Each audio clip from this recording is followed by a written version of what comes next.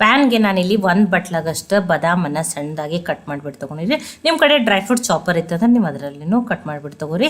ಅದರಲ್ಲೇ ಒಂದು ಬಟ್ಲಾಗಷ್ಟು ಕುಂಬಳಕಾಯಿ ಬೀಜ ಅಥವಾ ಪಂಪ್ಕಿನ್ ಸೀಡ್ಸನ್ನು ತೊಗೊಂಡಿದ್ದೀನಿ, ಅದು ಕ್ಲಿಪ್ ಮಿಸ್ ಆಗಿದ್ರೆ.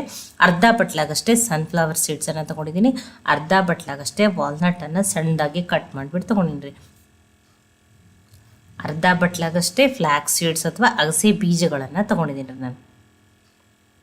ಅರ್ಧ ಬಟ್ಲಾಗಷ್ಟೇ ಬಿಳಿ ಎಳ್ಳನ್ನು ತೊಗೊಂಡಿದ್ದೀನಿ ನೋಡಿ. ಈಗ ಈ ಎಲ್ಲ ಬೀಜಗಳನ್ನು ಬೇರೆ ಪಾತ್ರೆಗೆ ಅಥವಾ ಬೇರೆ ಕಡಾಯಿಗೆ ಹಾಕೋತೀನಿ. ಆದಷ್ಟು ಪಾತ್ರೆ ತಳ ದಿಪ್ಪಿರೋ ಅಂಥ ಕಡಾಯಿಯನ್ನೇ ತೊಗೊರಿ. ಈಗ ಈ ಕಡಾಯಿಯಾಗಿ ಹಾಕಿಬಿಟ್ಟು ಲೋ ಫ್ಲೇಮ್ದಲ್ಲಿಟ್ಟನೆ ಹುರಿದ್ಬಿಟ್ಟು ತೊಗೋತೀನಿ ರೀ. ನೋಡಿ, ಈ ಎಲ್ಲ ಬೀಜಗಳ ಬೆನಿಫಿಟ್ಸು ತುಂಬ ಇರ್ತದೆ. ತುಂಬ ಆದರೆ ನಿಮಗೂ ಎಲ್ಲ ಗೊತ್ತದು. ತುಂಬ ಮ್ಯಾಗ್ನೀಷಿಯಮ್ ಇರೋದು, fibre, protein, vitamin E, A ಇರುವಂಥದ್ದು. ಆಮೇಲೆ ಇದು ಒಮೆಗಾ 3 ಫ್ಯಾಟಿ ಆಸಿಡ್ಸ್ ಇರುವಂಥದ್ದು ರೀ. ನಿಮಗೆಲ್ಲ ಗೊತ್ತದೆ. ಇದರಿಂದ ಒಂದು ಹೆಲ್ದಿ ಚಿಕ್ಕಿಯನ್ನು ಮಾಡಿ ತೋರಿಸ್ತಾ ಇದ್ದೀನಿ. ಇದೊಂದು 70% ಹುರಿದ ಮೇಲೆ ಅರ್ಧ ಬಟ್ಲಾಗಷ್ಟೇ ಚಿಯಾ ಸೀಡ್ಸನ್ನು ಹಾಕ್ತಾಯಿದ್ದೀನಿ. ಇವನ್ ಈ ಚಿಯಾ ಸೀಡ್ಸು ಹೇರು ಮತ್ತು ಸ್ಕಿನ್ಗೆ ಕೂಡ ತುಂಬ ಒಳ್ಳೆಯದು ರೀ. ನೋಡಿ, ಆದಷ್ಟು ಲೋ ಫ್ಲೇಮ್ದಲ್ಲಿಟ್ಟೇ ಹುರಿರಿ. ಒಂದು 10 ರಿಂದ 12 ನಿಮಿಷದಕ್ಕೆ ಟೈಮ್ ಬೇಕು. ಮೀಡಿಯಮ್ ಫ್ಲೇಮ್ದಲ್ಲೇ ನೋಡಿಬೇಡ್ರಿ, ಹೈ ಫ್ಲೇಮ್ದಲ್ಲೇ ನೋಡಿಬೇಡ್ರಿ. ನೋಡಿ, ತುಂಬ ಚೆನ್ನಾಗಿದೆಲ್ಲ ಏನಾಗಬೇಕಂದ್ರೆ ಡ್ರೈ ರೋಸ್ಟ್ ಆಗಬೇಕು ನೋಡಿರಿ. ನೋಡಿ, ಈಗ ಎಲ್ಲ ಬೀಜಗಳು ಚೆನ್ನಾಗಿ ಹುರಿದವ. ನಾವು ಈ ಎಲ್ಲ ಬೀಜಗಳ ಬೆನಿಫಿಟ್ಸ್ ಏನು ನಾನು ಜಾಸ್ತಿ ಹೇಳಕ್ಕೆ ಹೋಗಲ್ಲ. ಕೆಲವೊಬ್ರು ಏನು ಕಮೆಂಟ್ ಮಾಡ್ತಾರೆ, ಜಾಸ್ತಿ ಹೇಳೋಣ ನೀವೇನು ಡಾಕ್ಟರ್ ಅದಿರಿ ಅಂತ ಕೇಳ್ತಾರೆ. ನೋಡಿರಿ, ನಾನು ಎಲ್ಲವನ್ನು ಹುರಿದಿದ್ದ ಬೀಜಗಳನ್ನ ಈಗ ಬೇರೆ ಫಸ್ಟ್ ಏನು ತೊಗೊಂಡ್ರೆ ಅದೇ ಪ್ಯಾನಲ್ಲಿ ಹಾಕಿ ನೀವು ಇವು ಅನ್ಕತಕ ಆರ್ಲಿರಿ. ಈಗ ಅದೇ ಕಡಾಯಲ್ಲಿ ನಾನು ಈ ಬಟ್ಲೆ 3 ಬಟ್ಲಾಗಷ್ಟು ಹೆರಚಿಟ್ಕೊಂಡಿರುವಂಥ ಬೆಲ್ಲವನ್ನು ತೊಗೊಂಡಿದ್ದೀನಿ ನೋಡಿರಿ. ನೋಡಿ, ಯಾವುದೇ ರೀತಿ ಚಿಕ್ಕ ಚಿಕ್ಕ ಬೆಲ್ಲ ಸಣ್ಣ ಕಣ್ಣಿಗಳು ಉಳಿಲಾರ್ದಂಗೆ ತೊಗೋರಿ. ನೋಡಿ, 3 ಬಟ್ಲಾಗಷ್ಟೇ ತೊಗೊಂಡಿದ್ದೀನಿ. ಯಾವ ಬಟ್ಲೆ ಬಾದಾಮನ್ನು ತೊಗೊಂಡಿದ್ದೆ. ಈಗ ಲೋ ಫ್ಲೇಮ್ನಲ್ಲಿಟ್ಟನೆ ಈ ಬೆಲ್ಲವನ್ನು ಈಗ ನೋಡಿರಿ ಹಾಗೆ ಬಿಸಿ ಮಾಡೋಣ. ಬಿಸಿ ಮಾಡ್ದಂಗೆ ಏನಾಗ್ತದೆ ರೀ, ಬೆಲ್ಲ ಕರಗ್ತದೆ ನೋಡಿರಿ. ನೋಡಿ, ನೀವು ಮೀಡಿಯಮ್ ಅಥವಾ ಹೈ ಫ್ಲೇಮ್ದಲ್ಲೂ ಇಡಬೇಡ್ರಿ. ಇಲ್ಲ ಅಂತಂದ್ರೆ ಒಮ್ಮೆದೊಮ್ಮೆ ಸೀದ್ ಹೋಗ್ತದೆ. ಮತ್ತು ಇದನ್ನು ತಿರುಗಿಸೋದು ಬಿಡಬಾರ್ದ್ರಿ. ಕಂಟಿನ್ಯೂ ಆಗಿನೇ ತಿರುಗಿಸ್ತಾನೆ ಇರಬೇಕು ಇದೇ ರೀತಿನೇ. ನೋಡಿ, ಈಗ ಬೆಲ್ಲ ಕಂಪ್ಲೀಟಾಗಿ ಕರಗ್ತ್ರಿ. ನೋಡಿ, ಇಲ್ಲದ್ರೆ ನೀವು ಕಣ್ಣಿ ಇತ್ತಂದ್ರೆ ಅದು ಕರಗ್ಲಿಕ್ಕೆ ಲೇಟಾಗಿ ಮತ್ತು ಆಣ್ ಬರ್ತದೆ ಅಥವಾ ಪಾಕ ಬರ್ತದೆ. ಅದಕ್ಕೆ ನೀವು ಏನು ಮಾಡಿರಿ, ಆದಷ್ಟು ಬೆಲ್ಲವನ್ನು ನೀಟಾಗಿ ಜಜ್ಜಿ ಅಥವಾ ಹೆರಚಿಬಿಟ್ಟರೆ ತೊಗೋರಿ. ನೋಡಿ, ಈಗ ಬೆಲ್ಲ ಕಂಪ್ಲೀಟಾಗಿ ಕರಗಿದ್ರಿ. ನೋಡಿ, ಇದಕ್ಕೆ ನಾನಿಲ್ಲಿ ಏನು ಮಾಡ್ತಾಯಿದ್ದೀನಿ, 1 ಸ್ಪೂನಾಗಷ್ಟೇ ತುಪ್ಪನ ಹಾಕ್ತಾಯಿದ್ದೀನಿ. ನೋಡಿ, ಅದನ್ನು ಮಿಕ್ಸ್ ಮಾಡಿಕೊಂಡ್ರಿ.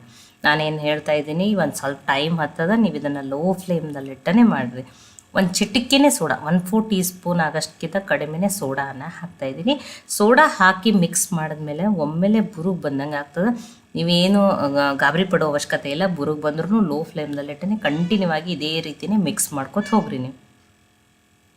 ನೋಡಿ, ಈ ಕಲರ್ನೂ ಚೇಂಜ್ ಆಯ್ತು ನೋಡ್ರಿ. ಆ ಸೋಡಾ ಹಾಕೋಣ, ಇದೇ ರೀತಿಯೇ ಮಿಕ್ಸ್ ಮಾಡ್ಕೊತ ಹೋಗ್ರಿ. ಮಿಕ್ಸ್ ಮಾಡ್ದಂಗೆ ಬೆಲ್ಲದ ಏನಾಗ್ತದೆ, ಕಲರ್ನೂ ಮತ್ತು ಚೇಂಜ್ ಆಗ್ತದೆ ರೀ. ಇದನ್ನು ನೋಡಿ, ಪಾಕ ಯಾವ ರೀತಿ ಯಾವಾಗ ನೀವು ಚೆಕ್ ಮಾಡ್ಬೇಕಂತ ಹೇಳಿನ ತೋರಿಸ್ತೀನಿ ನೋಡಿರಿ. ನಾನೀಗ ಫಸ್ಟದು ಇದನ್ನಾದ್ಮೇಲೆ ಒಂದು ಅರ್ಧ ಸ್ಪೂನಾಗಷ್ಟು ಫ್ಲೇವರ್ಗಾಗಿ ಏಲಕ್ಕಿ ಪುಡಿಯನ್ನು ಹಾಕ್ಕೊಂಡಿನಿ ರೀ.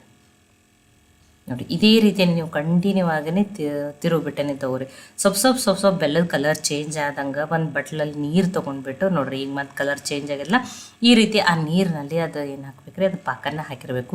ನೀವು ಎಲ್ಲಿವರೆಗೂ ಇದೊಂದು 4-5 ಸಲ ಚೆಕ್ ಮಾಡ್ಬೇಕಂದ್ರೆ ನೀವು ಈ ರೀತಿ ತೊಗೊಂಡ್ಮೇಲೆ ಅದೇನಾಗಬೇಕು ರೀ, ಫಳ್ಳತ್ತು ಮುರಿಬೇಕು ನೋಡಿರಿ. ನೋಡಿ, ತುಂಬ ಕ್ರಿಸ್ಪಿಯಾಗಿ ಕಟ್ ಆಗಬೇಕು.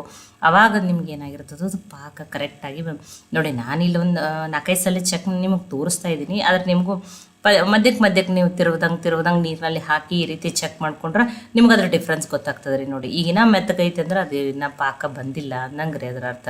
ನೋಡಿ, ಪಾಕ ಬಂದಾಗ ಬೆಲ್ಲದ ಕಲರ್ನು ಕಂಪ್ಲೀಟಾಗಿನೇ ಈ ರೀತಿ ಚೇಂಜ್ ಆಗ್ತಿರ್ತದೆ. ಅಥವಾ ಈ ರೀತಿ ಕೆಂಪಗಾದ್ಮೇಲೆ ನೀವು ಚೆಕ್ ಮಾಡ್ಕೊಂಡು ನಡೀತದೆ. ನೋಡಿರಿ, ಈಗಿನ ಕಟ್ಟಾಗತ್ತಿಲ್ಲ, ಇನ್ನೊಂದು ಸ್ವಲ್ಪ ಮೆತ್ತಗದ. ಇದೇ ರೀತಿ ನೀವು 4-5 ಸಲ ಚೆಕ್ ಮಾಡ್ಕೊರಿ. ನೀವು ನಾನು ಯಾವ ರೀತಿ ಹೇಳ್ತಿದ್ದೀನಿ ಇದೇ ರೀತಿಯೇ ಮಾಡಿರಿ, ನೀವು ಪರ್ಫೆಕ್ಟ್ ಆಗಿನೇ ಮಾಡ್ಬೋದು. ನೋಡಿ, ಈಗ ನಾನು ಮತ್ತೊಮ್ಮೆ ನೀರು ಹಾಕಿ ತೋರಿಸಿ ನಿಮಗೆ. ನೋಡ್ರಿ, ನಾನು ನಿಮ್ಗೆ ಈ ಸೌಂಡ್ ಬರ್ಬೇಕು ನೋಡ್ರಿ. ಇದು ಈ ರೀತಿ ಬತ್ತು ಕಟ್ಟಾಗತ್ತೈತೆ ಅಂದ ಬಳಕ ಇದ್ರ ಪರ್ಫೆಕ್ಟ್ ಪಾಕ ಬಂದ ನೋಡ್ರಿ. ನೋಡಿ, ನೀವೊಂದು 4-5 ಸಲ ನೀರಿನಲ್ಲಿ ಹಾಕಿ ಚೆಕ್ ಮಾಡ್ಕೊರಿ. ಯಾವುದೇ ರೀತಿ ಫೇಲ್ ಆಗೋ ಚಾನ್ಸಸ್ ಇಲ್ಲ. ಕರೆಕ್ಟಾಗಿ ಇದೇ ರೀತಿ ಮಾಡಿ ಅದು ಬಂದಮೇಲೆ ಗ್ಯಾಸನ್ನು ಆಫ್ ಮಾಡಿಬಿಟ್ಟು ಹುರಿದಿರುವ ಎಲ್ಲ ಬೀಜಗಳನ್ನ ಹಾಕ್ಕೊಂಡು ಒಂದು ಸ್ವಲ್ಪ ಫಾಸ್ಟಾಗಿನೇ ಮಿಕ್ಸ್ ಮಾಡಿರಿ. ನೀವು ಇದನ್ನು ಒಂದು ಚೂರು ಆರಕ್ಕೆ ಬಿಡಬಾರ್ದ್ರಿ. ಆರ್ದಂಗೆ ಗಟ್ಟಾಗ್ಬಿಡ್ತದೆ. ನೀವು ಇದನ್ನು ಮಿಕ್ಸ್ ಮಾಡೋದು ಲೇಟಾಗಿನೂ ಆಮೇಲೆ ಕಡಾಯಿ ಒಳಗಿಂದೂ ಇದೇನಾಗಲ್ಲ ರೀ ಬೀಳಲ್ಲ, ಆ ರೀತಿ ಆಗ್ಬಿಡ್ತದೆ. ಫಾಸ್ಟಾಗಿ ಮಿಕ್ಸ್ ಮಾಡ್ಕೊರಿ. ಇದನ್ನು ಇಮ್ಮಿಡಿಯೇಟನೇ ಗ್ಯಾಸ್ ಕಟ್ಟಿಯೋ ಇದ್ರ ಮೇಲೆ ಕ್ಲೀನ್ ಅದ. ನಾನು ತುಪ್ಪನ ಹಚ್ಚಿಬಿಟ್ಟು ಇದ್ರ ಮೇಲೆ ಏನು ಮಾಡ್ತೀನಿ ರೀ ಲಟ್ಟಿಸ್ಬಿಟ್ಟು ತೊಗೋತೀನಿ. ನೀವು ಬಟರ್ ಪೇಪರ್ ಮೇಲೆ ಹೋಳಿಗೆ ಶೀಟ್ ಮೇಲೂ ಮಾಡ್ಕೋಬೋದು ನೋಡಿ. ನಾನು ಇದ್ರ ಮೇಲೇ ಮಾಡ್ಕೋತೀನಿ ನೋಡಿರಿ. ಆದಷ್ಟು ನಾನು ಏನು ಹೇಳ್ತಾ ಇದ್ದೀನಿ, ತಡ ಮಾಡಬೇಡ್ರಿ. ಬಿಸಿ ಇರುವಾಗಲೇ ಲಟ್ಟಿಸ್ಬೇಕು, ಅವಾಗಲೇ ಕಟ್ ಮಾಡಬೇಕು. ಇದು ಒಂಚೂರು ಆರ್ದಂಗೆ ಅವಾಗ ನಿಮಗೆ ಲಟ್ಸೋಕ್ಕೂ ಆಗಲ್ಲ, ಕಟ್ ಮಾಡೋಕ್ಕೂ ಆಗಲ್ಲ. ಬಿಸಿ ಇರುವಾಗಲೇ ನೋಡಿ ಆ ಲಟ್ಟುಣಿಗೆನೂ ನಾನು ತುಪ್ಪ ಹಚ್ಕೊಂಡು ಬಿಟ್ಟರೆ ನೋಡಿ ನೀಟಾಗಿ ಈ ರೀತಿ ಏನು ಮಾಡಿರಿ ಬರಾಬರ ಲಟ್ಟಿಸ್ಬಿಟ್ಟು ತೊಗೊರಿ ನೀವು ನೋಡಿ. ತುಂಬ ಪ್ರೋಟೀನು ಅಂದರೆ ತುಂಬ ಹೆಲ್ದಿಯಾಗಿರುವಂಥ ಒಂದು ಚಿಕ್ಕಿ ಅಂತಲೂ ಕರಿಬೋದು ನೀವು. ಇದು ಶೇಂಗಾ ಚಿಕ್ಕಿಗಿಂತನೂ ಹೆಲ್ದಿ ಚಿಕ್ಕಿ ನೋಡಿರಿ. ಇದನ್ನು ನೋಡಿ ಬಿಸಿ ಇರುವಾಗಲೇ ಪಟಾಪಟಾನೇ ಬೇಗನೆ ಏನು ಮಾಡಿರಿ, ನಾವು ನಮ್ಮ ಉತ್ತರ ಕರ್ನಾಟಕದಲ್ಲಿ ಆ ರೀತಿ ಅಂತೀವಿ. ಏನು ಮಾಡಿರಿ ಬೇಗನೆ ಈ ರೀತಿ ಏನು ಮಾಡಿರಿ ಲಟ್ಟಿಸ್ಬಿಟ್ಟು ತೊಗೊರಿ. ನೀವು ಎಷ್ಟು ತೆಳು ಬೇಕೋ ಅಷ್ಟು ತೆಳು ಮಾಡ್ಕೊರಿ. ಆದರೆ ಏನು ಹೇಳ್ತಾ ಇದ್ದೀನಿ, ಆರದಂಗದು ನಿಮ್ಗೆ ಲಟ್ಸೋಕ್ಕಾಗಲ್ಲ. ಬೇಗನೆ ಬಿಸಿ ಇರುವಾಗಲೇ ನೀವೇನು ಮಾಡ್ಬೋದು, ಮತ್ತು ಇದು ಬಿಸಿ ಇರುವಾಗಲೇ ಕಟ್ ಮಾಡ್ಕೊಂಡ್ಬಿಡ್ಬೇಕು ನೋಡಿರಿ. ಆದಷ್ಟು ಪಿಜ್ಜಾ ಕಟ್ರ್ ತೊಗೊರಿ, ಬೇಗನೆ ಕಟ್ ಆಗ್ತದೆ ನೋಡಿ. ನೀವು ಯಾವುದೇ ಶೇಪ್ದಲ್ಲಿ ಚಿಕ್ಕಿಯನ್ನು ಏನು ಮಾಡ್ಬೋದು, ಕಟ್ ಮಾಡ್ಬೋದು ನೋಡಿ. ನೀವು ಶೇಂಗಾ ಚಿಕ್ಕಿ ಮಾಡ್ಕೊಂಡಿರ್ಬೋದು. ಈ ರೀತಿ ಬೀಜದ್ದನ್ನು ಒಂದು ರೀತಿ ಈ ಚಿಕ್ಕಿಯನ್ನು ಮಾಡ್ಕೊಂಡು ನೋಡ್ರಿ, ತುಂಬ ಟೇಸ್ಟಿಯಾಗಿರ್ತದೆ. ಮತ್ತು ಈಗಿನ ಮಕ್ಕಳಿಗಂತೂ ಇದು ಬೇಕೇ ಬೇಕ್ರಿ. ಇದು ನೋಡಿ ಚಿಕ್ಕ ಮಕ್ಕಳಿಗೆ ಏನಾಗಿದೆ, ಎಲ್ಲ ಡೆಫಿಷಿಯನ್ಸಿನೂ ವಿಟಮಿನ್ ಡೆಫಿಷಿಯನ್ಸಿ ಬರತ್ತದ. ಅದಕ್ಕಾಗಿಯೇ ಈ ರೀತಿ ಮನೆಯಲ್ಲೇ ಮಕ್ಕಳಿಗೆ ಹೆಲ್ದಿಯಾಗಿ ಮಾಡಿಕೊಡ್ರಿ ನೋಡಿ. ಬಿಸಿ ಇರುವಾಗಲೇ ಕಟ್ ಮಾಡಿರಿ. ಸ್ವಲ್ಪ ಆರ್ತಂದ್ರೆ ಇದು ಕಟ್ ಮಾಡೋಕ್ಕೂ ಆಗಲ್ಲ, ಅಷ್ಟು ಗಟ್ಟಿ ಆಗ್ಬಿಡ್ತದೆ ಇದು ನೋಡಿ. ಈ ರೀತಿ ಕಟ್ ಆದಮೇಲೆ ನೀವು ಕಂಪ್ಲೀಟಾಗಿ ಆರಕ್ಕೆ ಬಿಡ್ರಿ. ಆರಿದ್ಮೇಲೆ ನಾನು ನಿಮಗೆ ತೋರಿಸ್ತೀನಿ ನೋಡಿರಿ ಎಷ್ಟು ಚೆನ್ನಾಗಿ ಬಂದದ ನೋಡಿ. ಈಗ ಆರ್ಯದಲ್ರಿ, ಈಗ ನೋಡಿ ನಾನು ನಿಮ್ಗೆ ತೋರಿಸ್ತೀನಿ. ನಿಮಗೆ ಸೌಂಡ್ದಿಂದನೂ ಗೊತ್ತಾಗತ್ತೈತೆ ನೋಡಿರಿ ಎಷ್ಟು ಕ್ರಿಸ್ಪಿ ಬಂದಾವತ್ತು ಹೇಳಿ ನೋಡಿರಿ.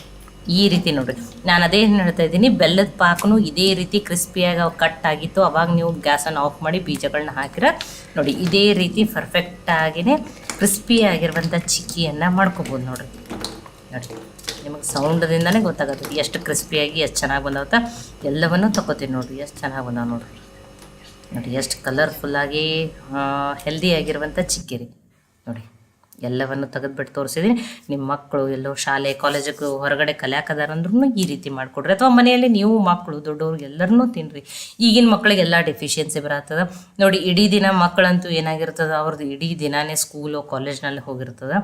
ಈ ರೀತಿ ಮಕ್ಕಳಿಗೆ ನೀವು ಹೆಲ್ದಿಯಾಗಿರುವಂಥ ಚಿಕ್ಕಿ ಮಾಡಿಬಿಟ್ಟು ಮಕ್ಕಳಿಗೆ ಶಾರ್ಟ್ ಬ್ರೇಕಿಗೆ ಬಾಕ್ಸಿಗೂ ಹಾಕ್ಕೊಡ್ರಿ ನೋಡಿ. ಈಗಿನ ಚಿಕ್ಕ ಮಕ್ಕಳಿಗೇ ಈಗೆಲ್ಲ ತುಂಬ ಗ್ರೇ ಹೇರ್ ಆಗೋಂಥದ್ದು, ಹೇರ್ ಫಾಲ್, ತುಂಬ ಪಿಂಪಲ್ಸ್ ಪ್ರಾಬ್ಲಮ್ ಇರ್ತೈತಿ. ಇದೆಲ್ಲನೂ ಸ್ಕಿನ್ಗೆ ಹೇರ್ಗೆ ತುಂಬ ಒಂದು ಬೆಸ್ಟ್ ಆದಂಥ ರೆಸಿಪಿ ಅಥವಾ ಚಿಕ್ಕಿ ಅಂತ ಕರಿಬೋದು ನೋಡಿ. ಇದು ಮಿಕ್ಸ್ ನಿಮಗೆ ಈ ಬೀಜಗಳ ಚಿಕ್ಕಿ ರೆಸಿಪಿ ನಿಮಗೆ ಸ್ವಲ್ಪ ಆದರೂ ಇಷ್ಟ ಆಗಿತ್ತಂದ್ರೆ ಲೈಕ್ ಮಾಡಿ, ಶೇರ್ ಮಾಡಿ, ಕಮೆಂಟ್ ಮಾಡಿರಿ. ಖಂಡಿತನೂ ಟ್ರೈ ಮಾಡಿ, ಇದೇ ರೀತಿ ಮಾಡಿರಿ ಪರ್ಫೆಕ್ಟಾಗಿಯೇ ಮಾಡ್ಕೋಬೋದು. ಟ್ರೈ ಮಾಡಿ ನನಗೆ ಹೆಂಗೆ ಬಂದಿತ್ತು ಅಂತ ತಿಳಿಸ್ರಿ. ಮತ್ತೆ ಹೊಸ ರೆಸಿಪಿ ಜೊತೆ ಸಿಗೋಣ. ಎಲ್ಲರಿಗೂ ಧನ್ಯವಾದಗಳು. ಇನ್ನೂ ನೀವು ಕನ್ನಡತಿ ಅಡುಗೆ ಚಾನಲನ್ನು ಸಬ್ಸ್ಕ್ರೈಬ್ ಮಾಡಿದ್ದಿಲ್ಲ ಅಂದ್ರೆ